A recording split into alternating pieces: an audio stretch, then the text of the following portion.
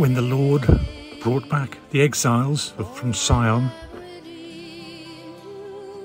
we thought we were dreaming.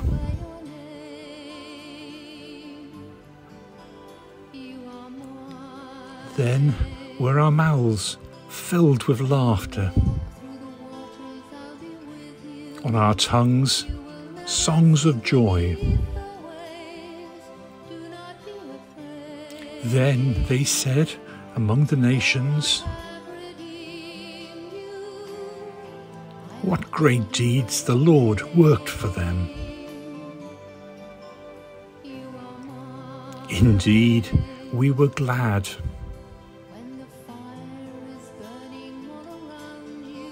Bring back our exiles, O Lord, as streams in the Negeb.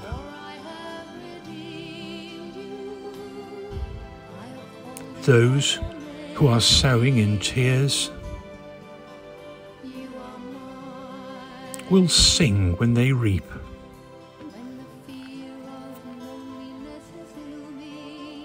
They go out full of tears, bearing seed for the sowing.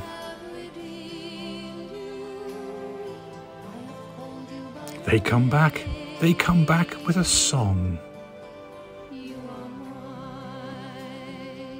bearing their sheaves. When you dwell in the exile of the stranger, remember you are precious in my eyes. Do not be afraid, for I have redeemed you. I have called you by your name. You are mine. You are mine, oh my child, I am your father, and I love you with a perfect love. Do not be afraid, for I have redeemed you. I have called you by your name. You are mine.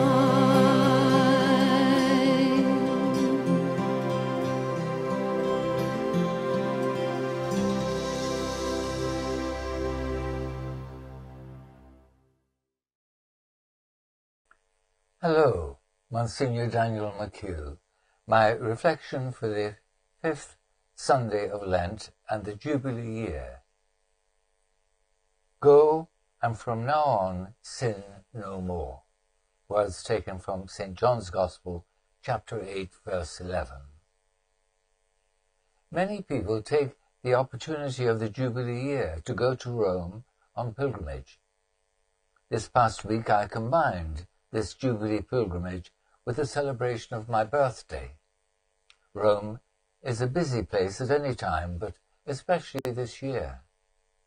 People were there from all over the world and, like me, go to see and pray at the 4 great basilicas.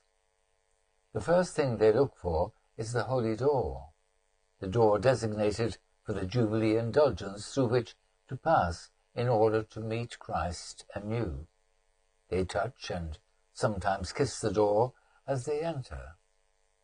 I first went to St. Peter's, where, because too many people are entering through the designated Holy Door, you have to go in by one central door and visit different parts of the basilica, in particularly the tomb of St. Peter, before exiting to enter again by the Holy Door.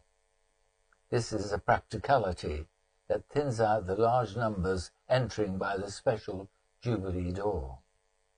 One of the features that struck me on this visit, as a former student in Rome I have often been to St. Peter's, was the considerable numbers going to confession in the chapel in the left transept designated for the sacrament.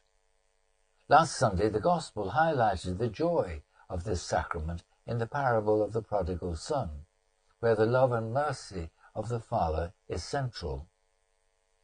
Father Harrington, a Capuchin Franciscan in Ireland, posts regularly on Facebook, and I thought his post yesterday summed up the intention of Jesus.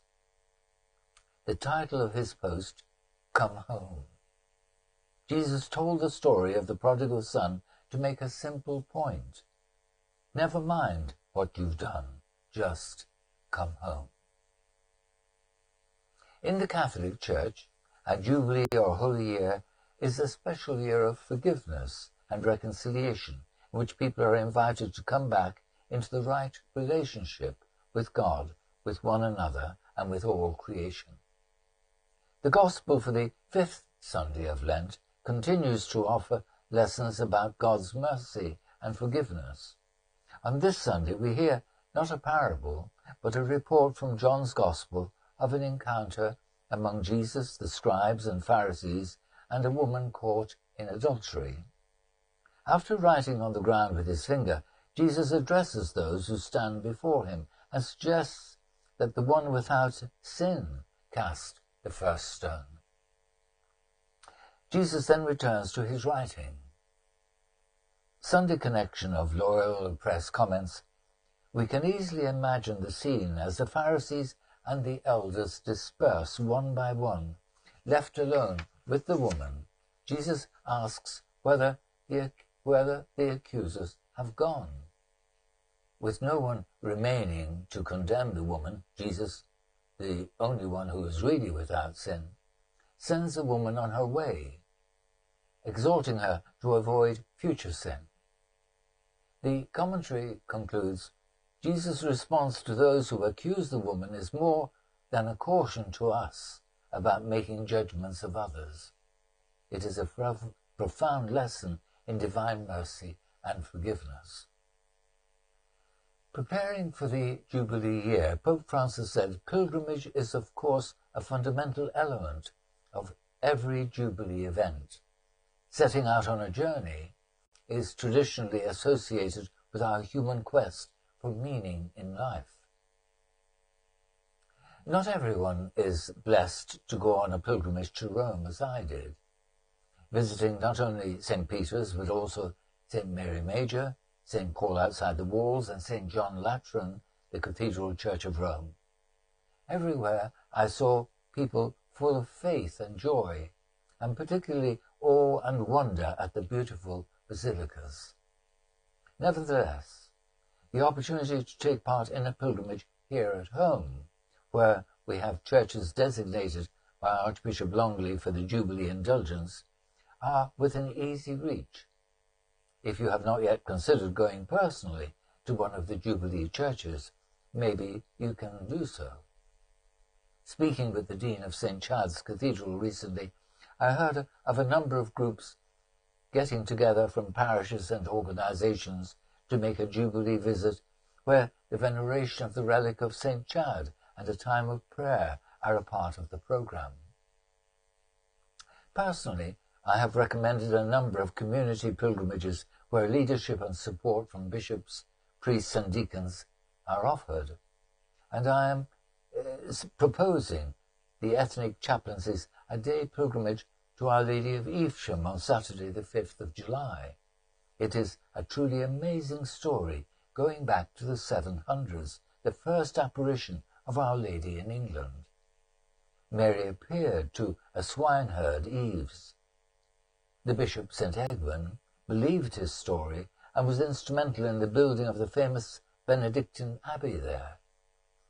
Sadly, the abbey was destroyed at the Reformation, but buildings from that time remain. One, St. Lawrence, a redundant church now, contains a beautiful stained glass image of the apparition.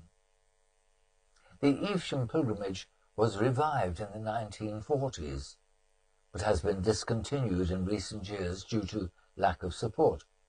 Happily, the Catholic Church, the Immaculate Conception and St. Egwin, has been designated as a Jubilee Church, and the parish priest is celebrating a monthly Mass on the first Saturday for pilgrims. Nearby is the site of the original abbey and the apparition of Our Lady. This weekend, Archbishop Longley has written a pastoral letter urging us to take action with our MPs in relation to the assisted dying bill. To me, it is a special challenge to which we should respond in the Jubilee Year. We turn to Our Lady of Evesham with her prayer. Virgin most holy, Mother of the Word incarnate, Treasurer of graces, Refuge of sinners, we fly to your maternal love with lively faith, and we ask you to obtain for us the grace to do the will of God. Into your most holy hands we commit the keeping of our hearts, beseeching you for health of soul and body, in the certain hope that you, our most loving Mother, will hear our prayer. Amen.